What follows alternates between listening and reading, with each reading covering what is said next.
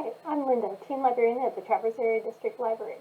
And this week's craft, we are going to make cardstock boxes with a paper tool. So this is what the boxes kind of look like. And a tool is it's a process, an old-fashioned process of making cards where you can layer the image to give it this 3D effect, and you have little things underneath that make it stick up. So grab your scissors and your roller and get your craft kit, and let's go. Your craft kit is going to include 4 pieces of cardstock. You'll only be using 2 for this project, but you have a couple extra in case you mess up. And also on a piece of cardstock, a picture of an animal, and this is the one you're going to cut up and layer. It'll also include some foam squares. This is what will make it pop up a little bit, as well as glue dots. Now, you can use your hot glue gun or other glue that you have at home, but just in case, we put the glue dots in there for you. They should work just as well. Get started. So first thing to do is to decide how tall you want your box to be. This box here, I made it about 2 1/4 looks like, or no, just over 2 1/4. So the box itself is 2 1/4. When you add the lid, it's a little bit more than that. So I made this 2 1/4 inches high, and I think that's a pretty good size for what I'm going to do. So I'm going to go ahead and use that. I'm going to measure from this direction so I can see the roller myself. I think that'll be a lot easier for me. Okay, 2 1/4. There we go. I'm putting the 1/4 on the edge and the marking at the top. That is easier for me. You can do it either way. And once you've got at least 3 dots, connect them with a line, like so. And do this on each side. And that will give you a rectangle in the middle, which will be the bottom of your box. So just go through and mark it on each side. Once you have all your lines drawn, it should look something like this. So you have the rectangle square in the center, and then all these squares on the edges. The next step is going to be to cut one side of each of these small outer squares. I think I'm going to cut this one. It doesn't matter which one you cut, as long as you only cut one. And cut it all the way into the line. Like that. So just those, and that's where we're going to be folding it up. The next step is to take your craft knife or some other slightly sharp object, and you don't want to use the sharp side of the craft knife. You want to use You want to use the dull side for this. So we're just going to score it.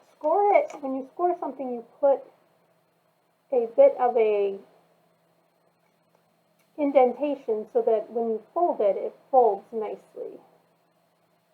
So line up your roller and run the craft knife right along from cut to cut.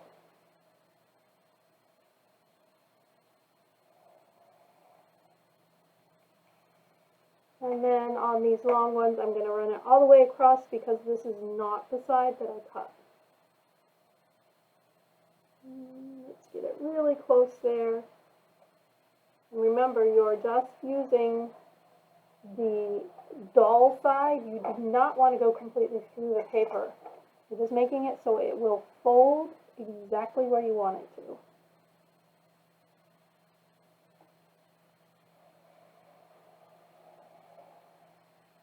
There we go. So that is scoring. So we've scored our paper. Now we're going to turn it over and we're going to decorate. You can decorate the entire sheet The bottom also, on this one, I only decorated the sides. You can use whatever you want, paint or markers or crayons or colored pencils. Everyone should have at least colored pencils if they picked up their craft kit. This is the hard part, figuring out how you want to decorate it. So just kind of like let your imagination run wild and then come back and we'll do the next step. Now that I'm done designing it, and I just did some random shapes, and I tried to do dog bones, but they did not look like dog bones, since my picture that I'm using is of a dog. It didn't work out, so instead I just did brown scribbles instead of having to start all over. So now you turn it over,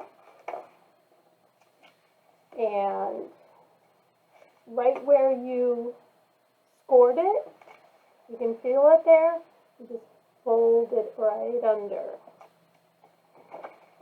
And do that all the way around.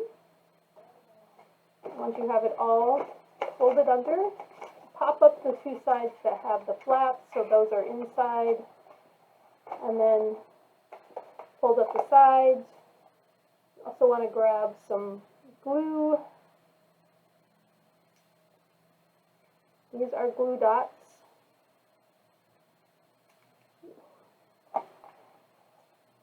Put a few glue dots on there. You should come off the paper here.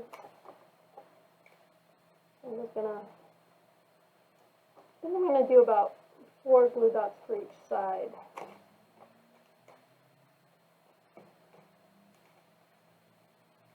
So it'll hold nicely. Usually I'm just, don't want to get it stuck on your fingers. You're just pressing it down while it's still on the plastic for the large ones. The smaller ones have some like cellophane on top, so you're going to peel that off and then press it to what you want it on. And then when you pull it off, you're going to be able to stick them together just like that. It's that simple. So do that on all 4 corners. Once you have all the bottom all glued up, you're going to take another blank sheet of cardstock, and you're going to measure and draw lines just a ½ inch from 2 sides only. So start with measuring from 2 sides, a ½ inch. Once you have the bottom and the side, so you have 2 lines measured out a ½ inch from the edge, then you're going to measure the bottom of your box. And my box is 4 inches by 6½ inches. So I want to measure up 4 inches plus 1/16. So 4 and 1/16, so that's the first line after the 4. So you slide it up just a little bit, and you mark that. And you do that 3 times down, 4 and 1/16. And this is not from the edge, but from the line that you made. 4 and 1/16 from the edge, from the line. I'm just here to mess you guys up. That's my whole plan. Make a line there. And the other one, let me remember, what was it? The 6½.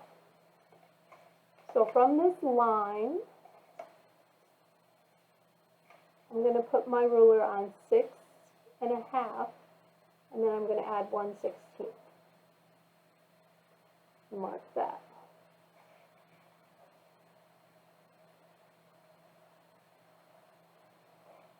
So regardless of what size your bottom was, you take whatever size it is and add 1/16 of an inch. And that makes it so it's snug but can still fit over top of the box without collapsing, so you don't have to squeeze it on. It won't collapse the sides.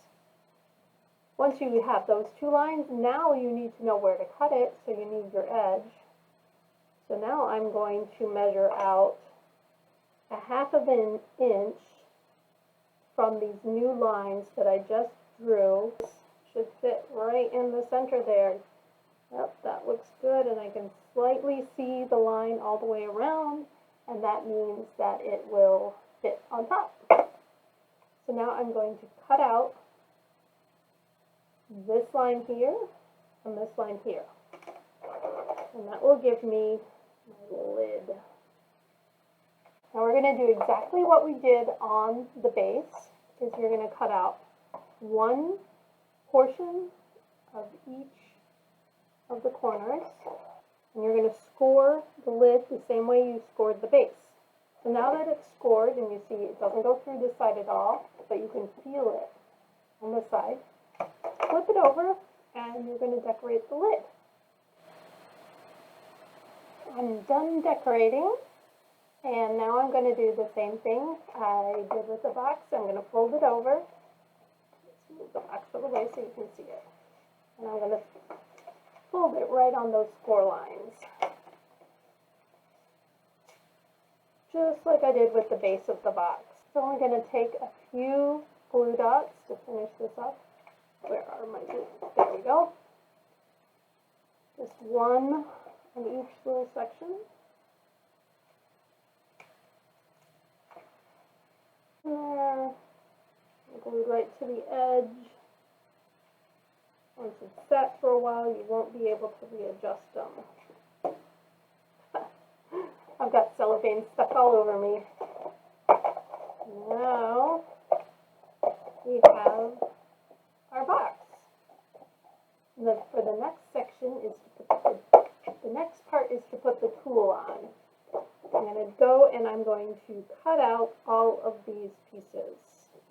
So I've cut him all out, and I went ahead and cut out each grouping, and I'm going to be careful to keep them with the numbers that they're assigned to so that I know which layer they are. This would be layer 1. So he's going to go right on there. So turn him over, and these foam pads have paper on both sides.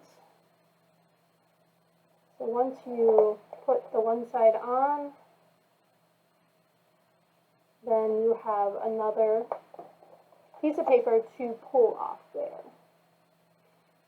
You could do this project with any picture. It wouldn't have to be these. You just want to print it on something that's rather sturdy, like cardstock is really good. You could use a photo.